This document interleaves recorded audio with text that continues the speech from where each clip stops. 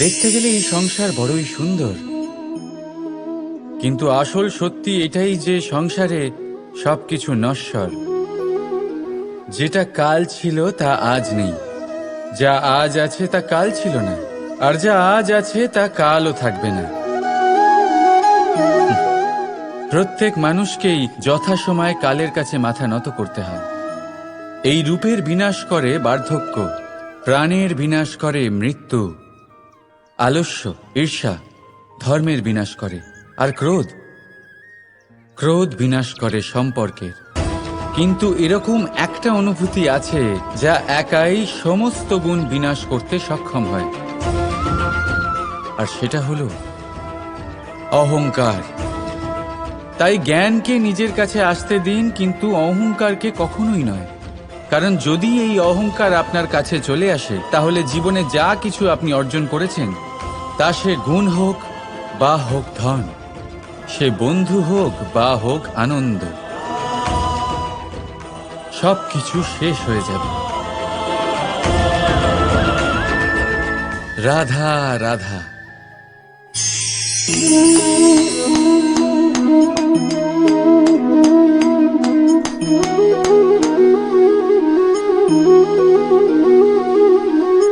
আপনি নিশ্চয়ই ভাবছেন আমি কি করছি। আমি শুনেছি যে পাথরের মধ্যে রত্ন পাওয়া যায়, সেটাই খুঁজছিলাম আমি। কিন্তু দেখুন কি অদ্ভুত ব্যাপার, সব পাথরে রত্ন পাওয়া যায় না, সব গজের মস্তকে গজমুক্ত পাওয়া যায় না, সব বনে চন্দন কাঠ পাওয়া যায় না। জীবনে যত শ্রেষ্ঠ আর মহান বস্তু আছে, এগুলো পাওয়ার জন্য কঠিন পরিস্থিতির মুখোমুখি হতেই হয়। আর এমনই শ্রেষ্ঠ হয় বন্ধু, অত্যন্ত শ্রেষ্ঠ যদি সঠিক বন্ধু হয়। আপনি জীবনে অনেক মানুষের দেখা পাবেন, অনেক মিষ্টি মিষ্টি কথা বলবে তারা, কিন্তু যদি আপনার জীবনে এমন কেউ আসে যে আপনার ভালোর বিষয়ে চিন্তা করে, আপনার ভালোর জন্য কাজ করে, তাহলে তাকে কোথাও যেতে দেবেন না। তাদেরকে নিজের জীবনে ধরে রাখুন, আর দেখুন আপনার জীবনে শুধু সুখই আসবে। রাধা রাধা। জীবনে একজন ব্যক্তি তখনই সুখে থাকবেন যখন তার কাছে সন্তুষ্টি আর আনন্দ থাকবে। সন্তুষ্টি আর আনন্দ তার জীবনে তখনই আসবে যখন তার কাছে বন্ধু থাকবে, কিছু এমন লোক থাকবে যারা তাকে ভালোবাসবে। সেই ভালোবাসা সে তখনই পাবে যখন সে নিজে কাউকে ভালোবাসতে পারবে, নিজের দরকারগুলোকে নিজেই পূরণ করার যোগ্য হবে। সে নিজের দরকার তখনই পূরণ করতে পারবে যখন তার কাছে ধন থাকবে। ধন অর্জন তখন করতে পারবে যখন তার কাছে বিদ্যা বা কোনো শিল্প থাকবে, আর সেটা এমনি এমনি হয় না, বুঝলেন? সবার আগে আলস্য ত্যাগ করুন। যে কর্মক্ষেত্রেই থাকুন না কেন, সেটা নিষ্ঠার সাথে পালন করুন। বিদ্যা দিয়ে সম্পন্ন হন, তখনই পাবেন আপনি সুখ, তখনই পাবেন আপনি প্রেম, আর তখনই হাসি মুখে নিজের জীবন কাটাতে পারবেন আপনি। রাধা রাধা। প্রেম। দাদা আমাকে সর্বদাই জিজ্ঞেস করেন যে কানাই, এই প্রেম আসলে ঠিক কি? মানলাম যে এটা সমর্পণ, মানলাম এটা একে অপরের মধ্যে হারিয়ে যাওয়া,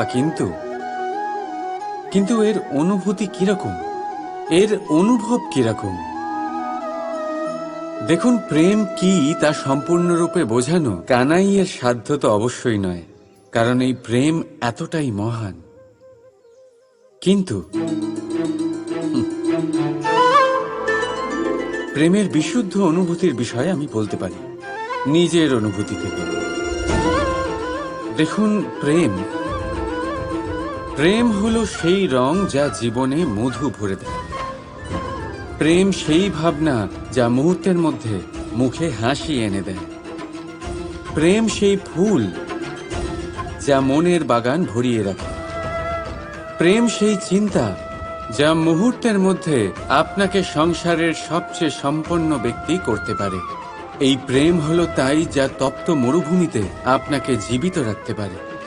এই প্রেম তাই যা আপনার আত্মাকে তৃপ্ত করে। এই প্রেম হলো তাই যা আপনার মুখে হাসি এনে দেয়, যেমন এখন এই মুহূর্তে রাধা আমার মুখে নিয়ে এসেছে। অদ্ভুত এই প্রেম। তাই আসুন আর ভালোবেসে বলুন, রাধা রাধা। মানুষের মধ্যে একটা বিশেষত্ব আছে, আর তা হলো সে সর্বদাই ভাবে যে সে সবার মধ্যে শ্রেষ্ঠ। সর্বদা সর্বশ্রেষ্ঠ কাজ করতে চায় সে, সর্বশ্রেষ্ঠ পরিণাম পেতে চায় সে সর্বদাই চায় যে সব জায়গায় সে যশ পাক।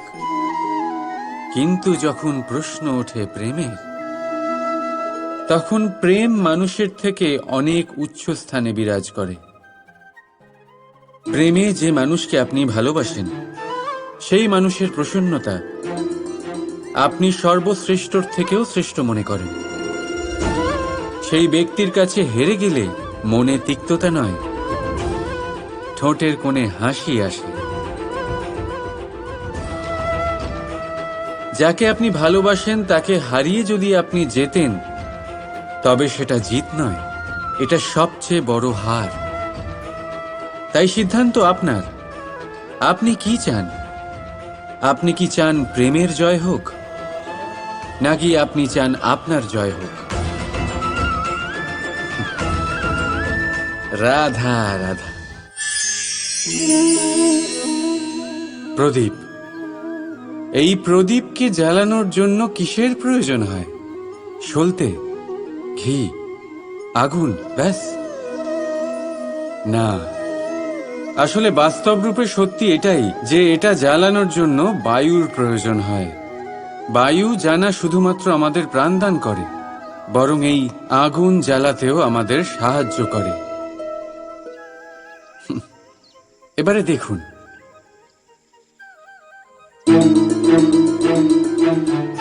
দেখলেন যে বায়ু এই আগুন জ্বালাতে সাহায্য করলো, সেই বায়ুই এটা নিভিয়ে দিল।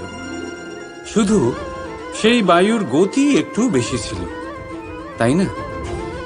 তার মানে প্রতিটা ভাবের, প্রতিটা বেগের একটা সীমা থাকে, যা উল্লঙ্ঘন করা উচিত নয়। সেই সীমা সর্বদা মনে রাখা উচিত। এবারে কখনো কখনো যাদের আমরা ভালোবাসি, তাদের সাহায্য করতে করতে করতে করতে আমরা তাদের দুর্বল করে দিই। এটা কখনোই হওয়া উচিত নয়। যাদের আপনি ভালোবাসেন তাদের ততটাই সাহায্য করুন যাতে আপনি তাদের প্রেরিত করতে পারেন, নয়তো তা তাদের সাহায্য করা হবে না। এটাই তাদের জন্য অস্ত্র হয়ে যাবে। রাধা রাধা। প্রেম, এই প্রেম মানুষকে দিয়ে কি না করাতে পারে। বড় বড় কাজ করাতে পারে, বড় বড় বাধা পার করাতে পারে।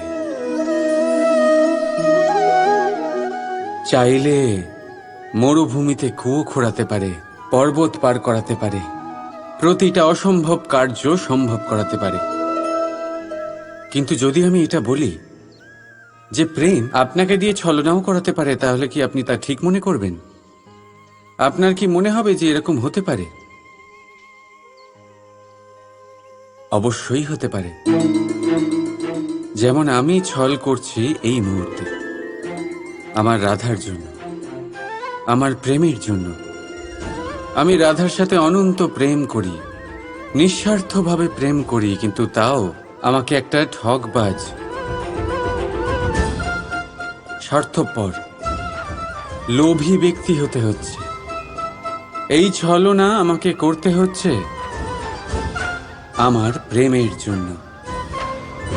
এবারে আপনারা আমাকে বলবেন যে কেন কৃষ্ণ এসব করার কি দরকার?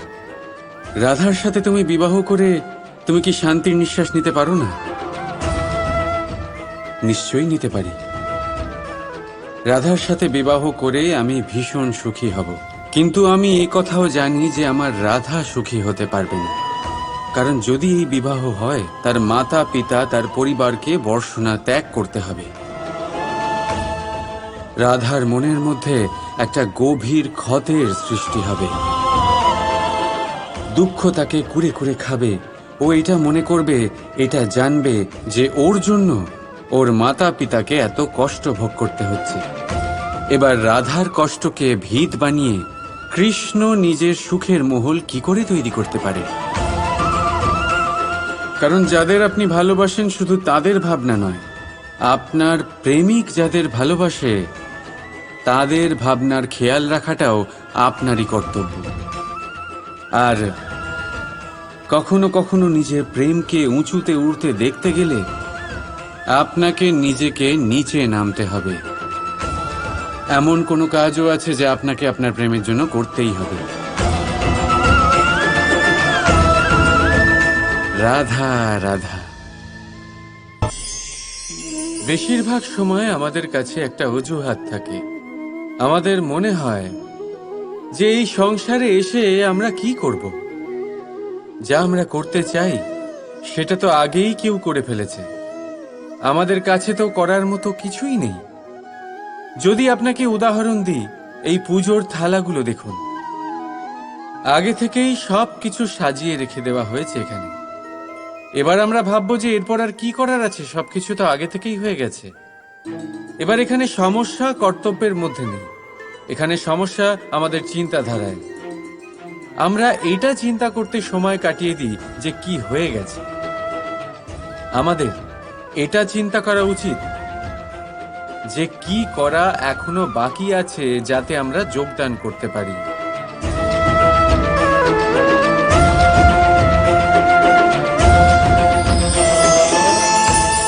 বুঝলেন, সংসারে এমন কোনো কাজ নেই যা শেষ হয়ে গেছে। আপনারা সবাই সেটাকে এগিয়ে নিয়ে যাওয়ার প্রয়াস করতে পারেন। আপনি সেই কাজকে আরো ভালো করে তুলতে পারেন। শুধু দরকার হলো ধন্যাত্মক চিন্তা ভাবনা। রাধা রাধা।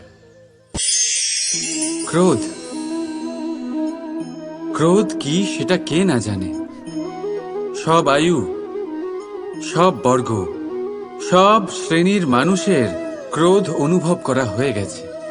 এমনকি কারোর কারোর তো পরিচয়টাই এইভাবে দেওয়া হয় যে সেই ব্যক্তি অত্যন্ত রাগী, এনার থেকে দূরে থেকো। এবারে ক্রোধ কি তা আমরা সবাই জানি, কিন্তু এই ক্রোধ কি করতে পারে সেটা খুব কম লোকে জানে। ক্রোধ কিছুটা এরকম, কোনো জ্বলন্ত পাথরকে ধরা আর সেটা কারোর দিকে ছোড়া। এবার এটার পেছনে আমার ইচ্ছে থাকে সামনের জনকে জ্বালানোর, কিন্তু তার আগে তো আপনার নিজের হাত জ্বলে যাবে। তাই মনে রাখবেন, যখনই আপনি কারোর উপরে ক্রুদ্ধ হবেন, সর্বপ্রথম সেটা আপনার বিনাশের কারণ হয়ে দাঁড়াবে। আমি বলি, যখন এই সংসারে করার জন্য প্রেম আছে, তাহলে ক্রোধ করার কি দরকার? প্রেম করুন। এই প্রেম সবার সাথে ভাগ করে নিন আর ভালোবেসে বলুন, রাধা রাধা। চলুন আপনাকে একটা প্রশ্ন করি, সব থেকে সুস্বাদু ফল কোনটা? এবার কেউ বলবে আম, তো কেউ বলবে সীতাফল, কেউ বলবে আঙুর। আর তা কেন বলবে না? প্রত্যেক ব্যক্তির নিজের নিজের রুচি আছে, নিজের নিজের স্বাদ আছে। কেউ এটাও বলতে পারে যে ভাগ্যের জোরে যে ফল পাওয়া যায় সেটাই সব থেকে ভালো। এবার রুচি যাই হোক না কেন, যেমন খুশি হোক না কেন, সব থেকে মিষ্টি ফল হলো সেটাই যা পরিশ্রম করে অর্জন করা হয়। এবারে দেখুন না, তিল তিল যোগ করে অল্প অল্প জমিয়ে আপনি আপনার কুটির বানালেন, সেখানে থাকলেন, অসাধারণ। সেটার আনন্দটাই আলাদা। আর সেটার সামনে বড় বড় প্রাসাদের সুখ মিলিয়ে যায়। এটা কেন হয়? এটার উত্তর অত্যন্ত সহজ সরল। যখন আপনি পরিশ্রম করেন, মানসিক পরিশ্রম করেন, শারীরিক পরিশ্রম করেন, নিজের সমস্ত সময় সেটাতে নিয়োগ করেন, অবিরাম চেষ্টা করতে থাকেন, আর তারপর আপনি সেই ফল লাভ করেন। আর সেই ফলের মূল্য তো আপনারা জানেন। তাই মনে রাখবেন, পরিশ্রম অমূল্য, তাই তার থেকে পাওয়া ফলও তুলনাহীন। তাই পরিশ্রম করতে থাকুন, অবিরাম চেষ্টা করতে থাকুন, এই ফল অর্জন করতে থাকুন, আর জীবনে এই সফলতাকে প্রাপ্ত করতে থাকুন। আর আমার সাথে ভালোবেসে বলুন, রাধা রাধা।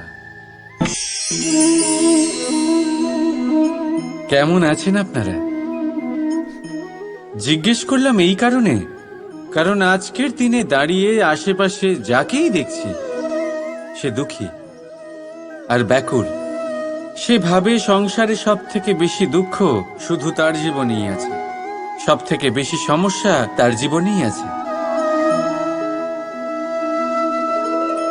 সংসারে এমন কেউ নেই যার জীবনে কোনো সমস্যা নেই, আর সংসারে এমন কোনো সমস্যা নেই যেটার সমাধান মানুষের কাছে নেই। কিন্তু সেই সমাধান খোঁজার জন্য নিজের বন্ধ দ্বারগুলিকে খুলে এগিয়ে যেতে হবে, সাহস করে এগিয়ে যেতে হবে। কিন্তু কিছু মানুষ কি করেন? নিজের মাথায় হাত দিয়ে কোনো এক কোণায় বসে নিরাশ হয়ে নিজের ভাগ্যকে তিরস্কার করেন। না, এটা কখনোই করবেন না। কর্ম করুন, এগিয়ে যান, সাহস দেখান, আর সব থেকে জরুরি কথা, সংযম হারাবেন না।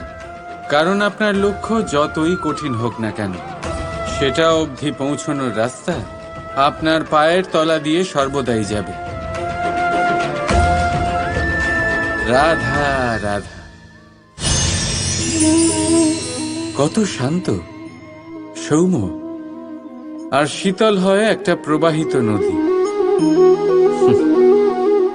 আশেপাশের জমিকে নরম করে, পশুদের জল প্রদান করে, পাখিদের জন্য খেলার স্থান হয়ে ওঠে, আর আমাদের দেয় শান্তি। কিন্তু বানের সময় এই প্রবাহিত নদী যখন সমস্যা সৃষ্টি করে, নিজের রৌদ্র রূপ ধারণ করে, তখন কাউকে ছাড়ে না। বন, বাড়ি, শহর, পর্বত পর্যন্ত ভেঙে দেয় এই শান্ত প্রবাহিত নদী। আর ঠিক এরকমই হয় আমাদের মন। যতক্ষণ শান্ত আছে, যখন নিয়ন্ত্রণে আছে, ততক্ষণ সবসময় আপনি সুখ পাবেন। কিন্তু যখন এটা নিয়ন্ত্রণ হারিয়ে বাইরে বেরোয়, সর্বস্ব শেষ করে দেয়।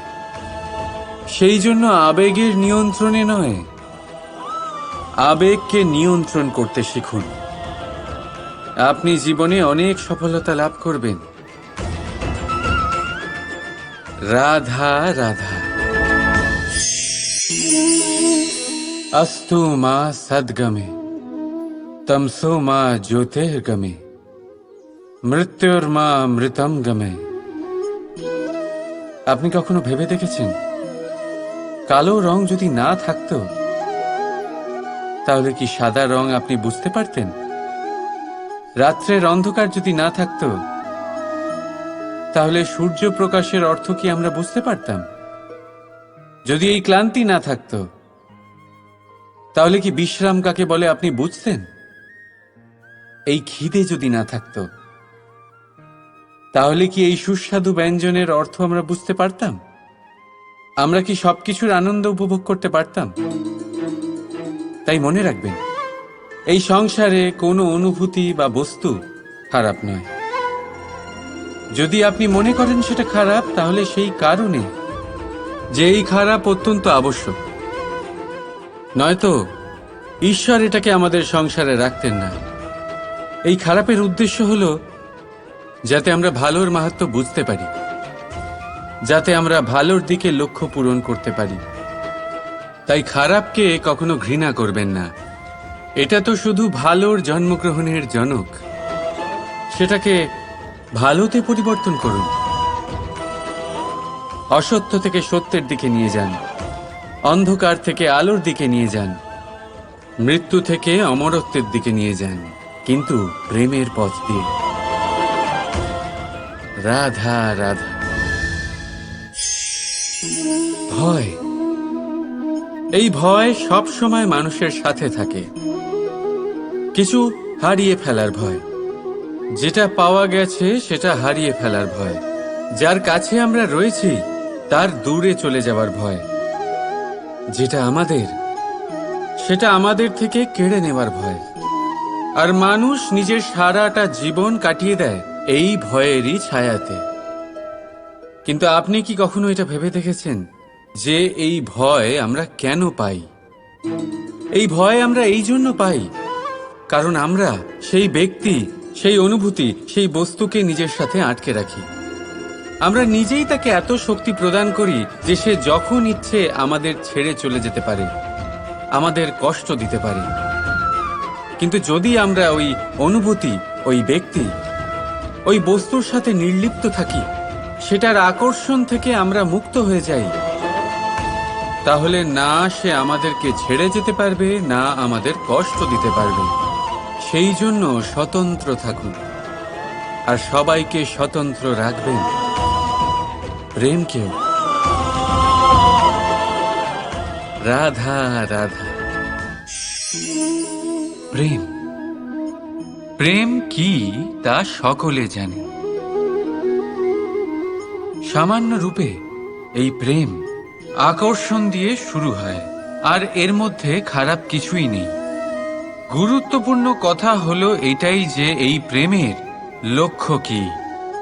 যাকে আপনি প্রেম করেছেন তাকে পাওয়া, নাকি না পাওয়ার জন্যে নিজেকে বিচলিত করে সংসার থেকে মুখ ফিরিয়ে নেওয়া। যদি কেউ এই দুই বিকল্পের মধ্যে একটাকে বেছে নেয়, তাহলে আপনাকে বলে দিই, এই দুটোই প্রেমের অন্ত।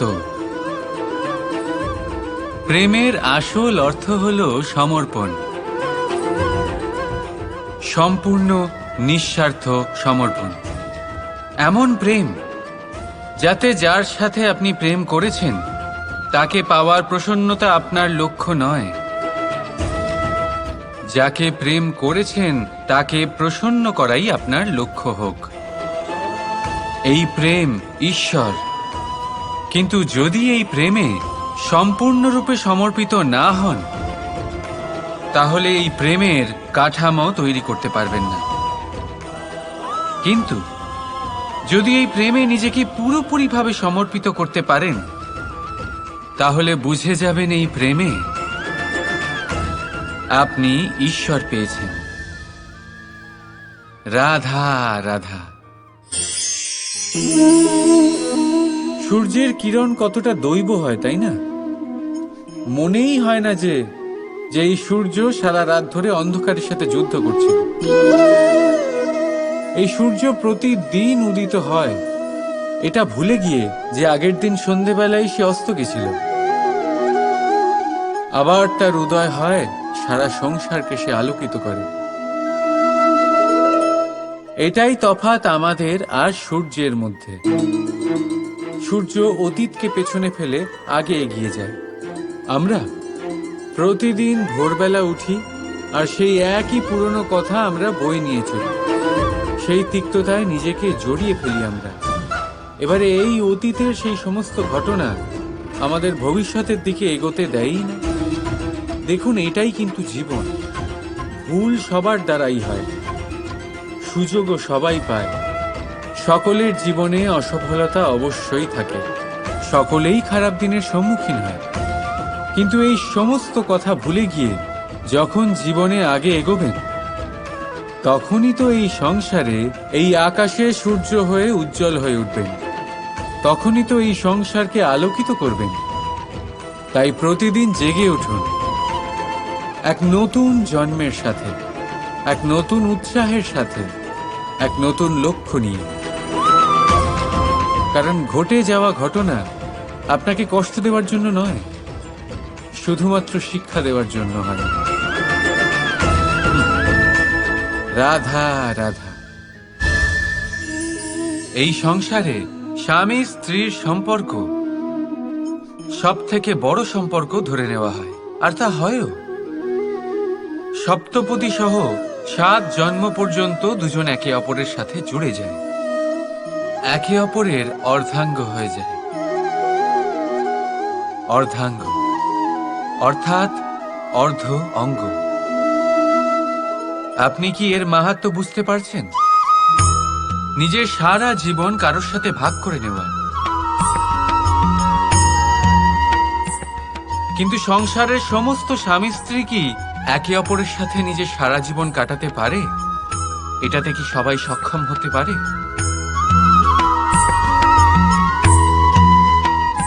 নিজের গোটা জীবন অন্য কারোর সাথে ভাগ করে নিতে গেলে সব থেকে জরুরি কথা হলো স্বীকৃতি, স্বীকার করা। সামনের ব্যক্তিকে স্বীকার করে নেওয়া, তার সমস্ত গুণও তার সমস্ত দোষও।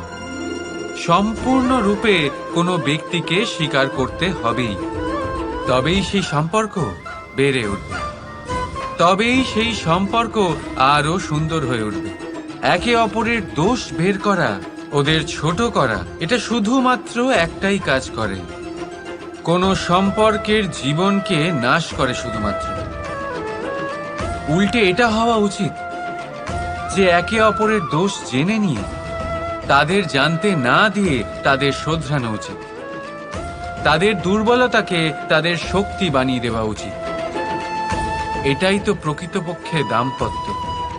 এটাই হলো খারাপের দমন, আর এটাই হলো গুণের উদয়। রাধা রাধা। বর্ষাকালে যখন ভয়ানক বৃষ্টি হয়, তীব্র গতিতে যখন হাওয়া চলে, তখন আপনি নিশ্চয়ই দেখেছেন যে পাখিরা, যাদের বাসা মাঝে মাঝে ভেঙে পড়ে, নষ্ট হয়ে যায়। কিন্তু আপনি কি কখনো সেই পাখিদের বিলাপ করতে দেখেছেন? কখনো নয়। যখনই সেই বৃষ্টি থেমে যায়, তারা আবার একটু একটু করে খড়কুটো জোগাড় করে তাদের বাসা বানিয়ে ফেলে। নিজের সংসার সেই রকমই বানিয়ে দেয় যেমন আগে ছিল। এমন কেন? কারণ এই ঝড়ের তাণ্ডবের সাথে সেই পাখিদের কোনো বোঝাপড়া করারই নেই। তারা শুধু সেটাই করতে থাকে যেটা তাদের হাতে আছে, আর এটাই হলো সুখী জীবনের মূল মন্ত্র। যেটা আপনার হাতে নেই তা নিয়ে বিলাপ করে আপনার কোনো লাভ হবে না। মনোসংযোগ তাতেই করুন যা আপনার হাতে রয়েছে। যা বদলে গেছে তাকে আপনি আবার বদলাতে পারবেন না, কিন্তু যা আপনি বদলাতে পারবেন তাতে মনোসংযোগ করুন। এই জীবনে একটু ধনাত্মক হয়ে উঠুন, দেখবেন সব শুভ হবে। রাধা রাধা। মানুষ সর্বদা এটা বিশ্বাস করে তাকে ওপরে উঠতে হবে, ওপরে, আরো ওপরে উঠতে হবে। কিন্তু আসল বিষয় হলো যে যতক্ষণ না আপনি চূড়ায় পৌঁছবেন, ওপরে উঠে আপনি আনন্দ পাবেন না। এবারে দেখুন এই বৃষ্টি যখন এই আকাশ থেকে পড়ে, তখন এই ধরাও তাকে স্বাগত জানায়। কারণ বৃষ্টি পড়ে এই ধরার তৃষ্ণা মেটাবার জন্য। বৃষ্টি এলে বন জঙ্গল আনন্দে নেচে ওঠে, ময়ূরপঙ্খী নেচে ওঠে, গান করে। এই কারণে নয় যে বৃষ্টি পড়েছে, এই কারণে যে বৃষ্টি কোনো ভাব নিয়ে পড়েছে। কিন্তু তার বদলে যদি আকাশ থেকে বজ্র বিদ্যুৎ সহ বৃষ্টি পড়ে, এই প্রকৃতি ভয়ভীত হয়ে যায়। অর্থাৎ এই ভাব অত্যন্ত গুরুত্বপূর্ণ। সর্বপ্রথম এই ভাবটা দেখবেন, আর যদি তাতে ভালোবাসা থাকে তাহলে বুঝবেন সব কিছু শুভ হবে। রাধা রাধা। কতবার এমন হয়, আপনি কোনো কাজ করার জন্য কাউকে দায়িত্ব দেন, কিন্তু সেই ব্যক্তি সেই কাজ সম্পন্ন করতে পারে না, অসম্পূর্ণ রেখে দেয়, অথবা ঠিকভাবে করতে পারে না। এবার এই পরিস্থিতিতে কি হয়? আপনি ক্রুদ্ধ হয়ে যান, তার উপরে আপনি রেগে যান, তাকে তিরস্কার করেন, আর তারপরে সেই কাজ সম্পন্ন করতে আপনি নিজেকেই নিযুক্ত করেন, আর শেষ পর্যন্ত সেই কাজ সম্পন্ন হয়েই যায়। এবার এই বিষয়ে সমস্যা সেই ব্যক্তির চেষ্টায় নয়, সমস্যা আপনি যে সেই ব্যক্তিকে ভরসা করলেন তার ছিল। আমরা অন্যের প্রতি ভরসা করাকে প্রথম পদক্ষেপ বানিয়ে নিই, আর নিজের উপরে বিশ্বাসকে শেষ সম্বল। কিন্তু তার বদলে এটাই হওয়া উচিত যে নিজের ওপরে ভরসাকে আমরা প্রথম পদক্ষেপ বানাই, তাকে নিজের সহায় মানতে হবে। যদি আপনি এমন করেন, তাহলে পরিণাম আরো সুখকর, আরো আনন্দদায়ক হবে। তাই মনে রাখবেন, এই সংসারে আপনার সব থেকে বড় ভরসা আর কেউ নেই। এই সংসারে আপনার সব থেকে বড় রক্ষাকর্তা আর কেউ নেই, বরং আপনি নিজেই। রাধা রাধা। আমার ভালো করে মনে আছে, একবার একটা গাভী বন থেকে বেরিয়ে আমাদের বাড়ি চলে এলো। আমরা অনেক চেষ্টা করলাম তাকে ফেরত পাঠানোর, কিন্তু সে ফিরে গেল না। আমি মাকে জিজ্ঞেস করলাম। মা বললেন, এ তো ভালো কথা। এই ঈশ্বরের আশীর্বাদ যে গোমাতা নিজেই আমাদের বাড়িতে এসেছেন। এবারে কানাই আর বলরাম আরো বেশি করে দুধ খেতে পারবে। কিছু মাস সেই গাভী আমাদের সাথে ছিল। তারপর একদিন নিজেই সে ফিরে গেল। নন্দ বাবা হতাশ হলেন। আমি মাকে দেখলাম। মা বললেন, এ তো খুব ভালো কথা। এবারে গোবর পরিষ্কার করার পরিশ্রম করতে হবে না। সেই দিন আমি যা শিখেছি, আজ আপনিও তা শিখে নিন। যে সমস্যা পরিস্থিতিতে নয়, দৃষ্টিভঙ্গিতে হয়। ধনাত্মক দৃষ্টিভঙ্গি দিয়ে সমস্ত সমস্যা দেখুন। সমস্ত সমস্যায় তার সমাধান আপনি অবশ্যই পাবেন। যদি কিছু বাকি থাকে, তবে তা শুধুমাত্র আনন্দ। তাই আসুন এই আনন্দের সাথেই বলুন, রাধা রাধা। প্রেম, এই প্রেম এই সংসারে কে না করেছে? প্রত্যেকে প্রেম অনুভব করেছে। প্রত্যেকে জানে এই প্রেম কতটা সুন্দর।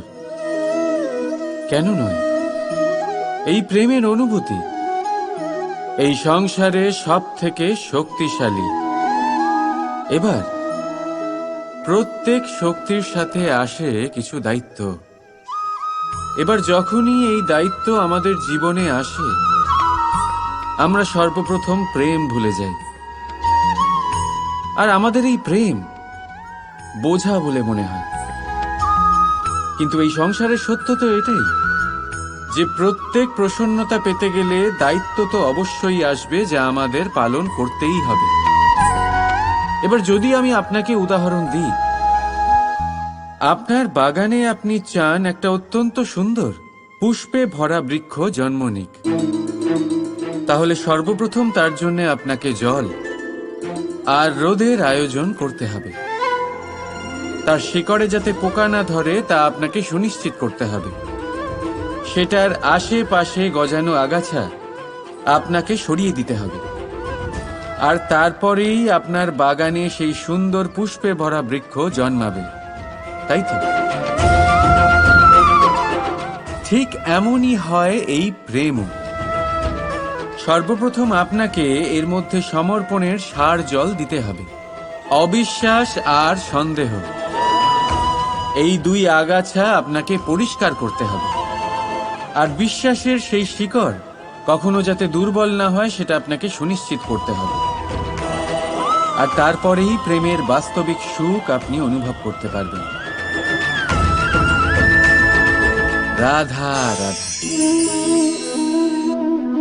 যখনই আমরা কোনো বৃক্ষকে দেখি, সবার আগে আমাদের দৃষ্টি যায় সেটার ফুলের দিকে, সবুজ পাতার দিকে, রসালো ফলের দিকে।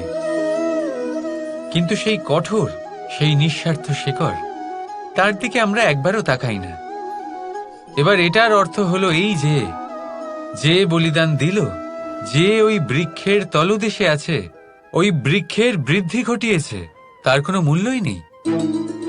না, মনে রাখবেন, যখনই আমরা কোনো বৃক্ষকে জল প্রদান করি, সেটার পাতা, ফুল বা ফলকে নয়, সেটার শিকড়কে প্রদান করি। যখনই আমরা কোনো বৃক্ষকে পুজো করি, এই ফুল, এই তিলক আমরা তার শিকড়কে অর্পণ করি। অর্থাৎ কোথাও না কোথাও জ্ঞানে অজ্ঞানে এই প্রকৃতি আপনাকে সেই সম্মান দেয় যেটার আপনি যোগ্য। আর সেই জন্যই তো আমি বলি যে তুমি কর্ম করে যাও, তার ফলের চিন্তা করো না। তুমি সেই সম্মান অবশ্যই পাবে যেটার তুমি যোগ্য, শুধু মনে বিশ্বাস রাখো। রাধা রাধা। সাগর, কত বিশাল হয় এই সাগর! কি না করতে পারে এই সাগর! এক মুহূর্তের মধ্যে সব ধ্বংস করে দিতে পারে, প্রলয় ডেকে আনতে পারে, সংসার মুছে ফেলতে পারে। এই সাগর জীবন জ্যোতি নিভিয়ে দিতে পারে। কিন্তু এই সাগর যা মেটাতে পারে না, তা হলো একজন তৃষ্ণার্তের তৃষ্ণা। অন্যদিকে এই ঘোড়া, যা এতটাই ছোট যে গোপিনীরা একসঙ্গে অনেকগুলো নিয়ে চলতে পারে, কিন্তু এই ছোট ঘোড়া অনেকের তৃষ্ণা মেটাতে পারে। এবার বলুন, জল সাগরেও আছে, আবার এই ঘোড়াতেও। তাহলে পার্থক্য কোথায়? এখানে পার্থক্য হলো তাদের আচরণের মধ্যে। একজন মাটির মধ্যে মিষ্টি জল ধরে রাখে, তো আরেকজন নিজের নোনা জলের আঘাতে যে কাউকে মাটিতে মিশিয়ে দিতে পারে। আপনি কি হতে চাইবেন? সাগরের নোনা জল হয়ে কারোর আশা চূর্ণ বিচূর্ণ করে দিতে, নাকি মিষ্টি জলের ঘোড়া হয়ে কারোর তৃষ্ণা মেটাতে? সিদ্ধান্ত আপনার। রাধা রাধা। ছোটবেলায় একটা জিনিস আমি কখনো বুঝে উঠতে পারিনি। আমি সবসময় আশ্চর্য হয়ে থাকতাম যে এটা কি করে সম্ভব হতে পারে। ব্যাপারটা ছিল এরকম, আমি আমাদের গোয়াল ঘরে দেখতাম ভিন্ন ভিন্ন রং রূপের গাভী। কারোর রং কালো, তো কারোর রং সাদা, কেউ খয়েরি, তো কারোর রং বাদামি। এবার আমি দেখতাম কারোর কারোর শিং বড়, তো কারোর এত ছোট যে দেখাই যায় না। কোনো গাভী আকারে ছোট ছিল, তো কেউ একটু বড়। কিন্তু যখন সেই সব গাভী দুধ দিত, তখন আমি দেখতাম সেই সব দুধ সমান, রং সমান, স্বাদ সমান, গুণও সমান, আর সমান পুষ্টিও। এবার আমি এটা বুঝতে পারতাম না। আমার দৃষ্টিতে তো সমস্ত গাভী আলাদা আলাদা ছিল। আমি ভাবলাম আমি মাকে জিজ্ঞেস করি। মাকে জিজ্ঞেস করলাম। মা আমাকে বললেন, কানাই, রং রূপ পাল্টালেও গাভীদের বাস্তবিকতা তো পাল্টায় না। গাভী তো গাভীই থাকবে। এবার আমি এটা বুঝতে পারি না যে মানুষ এটা আত্মসাৎ কেন করতে পারে না। দেখুন, রং, রূপ, জাত, ধর্ম, ভাষা, এই সবের উপরে হলো মনুষ্যত্ব। আর মনুষ্যত্বের একটাই ধর্ম, আর সেটা হলো প্রেম। তাই এই প্রেম আপনি সকলের সাথে ভাগ করে নিন, প্রেমের সাথে সকলের সেবা করুন। এই মনুষ্যত্বর অমৃত চেখে দেখুন, আর আপনি বুঝে যাবেন যে আমরা কেউ আলাদা আলাদা নই, আমরা সবাই সমান। রাধা রাধা।